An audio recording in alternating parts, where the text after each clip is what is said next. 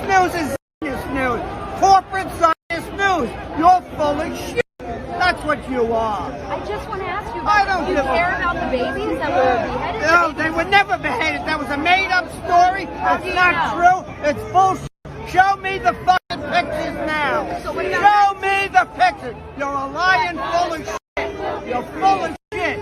You and Fox 5 News is full of shit. Do you think that what happened this weekend is okay? It is okay because it's international law.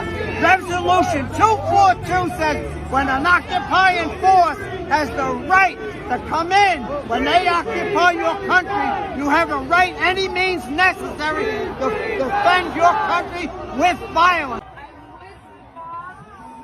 These men witnessed and survived one of the most deadliest attacks on an American vessel by a close U.S. ally, Israel. The torpedo entered the ship right about here. 42 years ago, Israeli jet fighter planes and torpedo boats bombarded an American intelligence Navy ship, the USS Liberty, with a series of attacks. The assault lasted 2 hours. According to survivors, killed 34 crewmen, injured over 170 others, and nearly sunk the ship.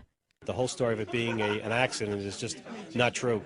Although for decades the Israelis insist the incident was a case of friendly fire, the victims of the attack confirmed the Israelis were fully aware they were attacking an American ship. Israel claims that they were not flying a flag and that was a mistaken identity, but I know for myself that we were flying a flag. A lot of it we believe was covered up, that it was an intentional act by Israel to sink the ship with all hands, no survivors. Why do you think they would have bombed the ship? Their next plan was to attack the Golan Heights.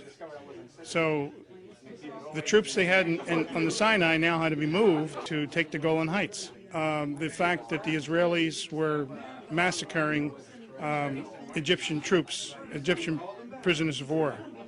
They had so many of them, and once again, they wanted to move all the troops they could to the Syrian border, and they couldn't handle the Egyptian prisoners of war, so they massacred them.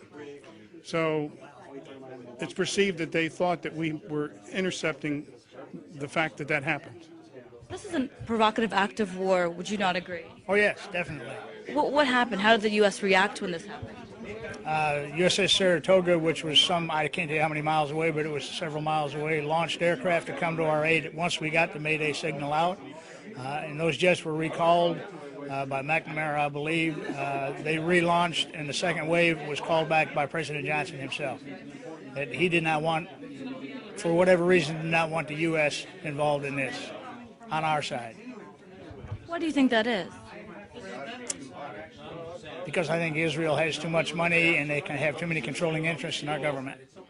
I know there was a conspiracy between our government and Israel at the time, so that's the reason why they didn't pursue it, and why the investigations and the interrogations were done and covered up because of the alliance between Israel and the United States, which I think is wrong. I don't care who they are. You just don't slap a hand for killing 34 guys and wounding over 172 people on board a ship for no apparent reason. As far as I'm concerned, they're just outright murder. And so 42 years after the Israelis bombed an American warship, the survivors of the USS Liberty are still demanding justice. They say they will continue to raise awareness about a provocative act of war that the United States not only refused to respond to, but also help cover up.